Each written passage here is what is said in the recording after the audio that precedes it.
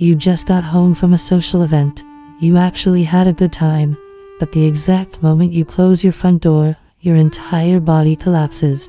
You sit on the edge of your bed, completely paralyzed.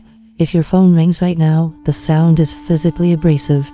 You feel a genuine urge to throw the device across the room just to stop the noise. Your friends are already texting to make plans for tomorrow. But for you, tomorrow is impossible.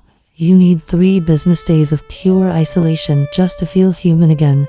This bone-deep lethargy occurs because your social battery didn't just drain, it hit a point of total depletion. Traditional social norms often label this need for isolation as laziness or a lack of interest in others. But a closer look suggests this exhaustion is a physical tax. It's the cost of possessing a brain that processes social data with a specific, hyper-observant intensity. Understanding why you crash requires looking at the mechanics of how this brain calculates the world around it. An average person walks into a room and sees a party, a place to relax. But for the hyper-observant, the room is a chaotic sea of information. This diagram illustrates the data processing of a single greeting. Your brain runs an involuntary program. While speaking, you subconsciously log facial micro-expressions and track unspoken tension across the room. You also manage an internal feedback loop, adjusting tone and posture to prevent social friction. Because the brain treats social errors as potential survival threats, this level of constant vigilance keeps the nervous system in a state of high alert that consumes energy at a rate your body cannot sustain. This sustained high alert state leads directly to the introvert hangover.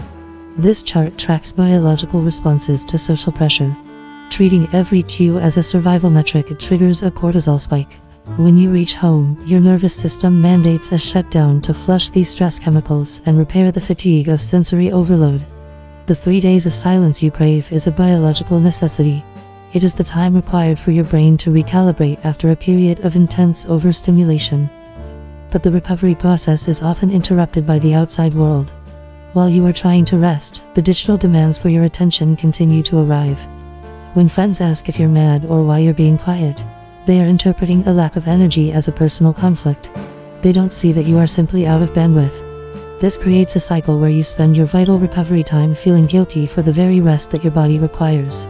As the stage shows, forcing yourself to respond when your primary battery is dead pulls from your emergency reserves. This leaves you in a state of chronic depletion where you never truly recover. If you are watching this from a quiet room, feeling a sense of dread at the thought of answering a text, recognize that this feeling is a valid biological signal. You do not need to apologize for the way your nervous system manages its limits. Processing the world with this much depth is an expensive cognitive process. Rest is the required payment for that clarity. Protect your recovery time. Leave the messages unanswered until your system has finished its work. Your mental health depends on that silence.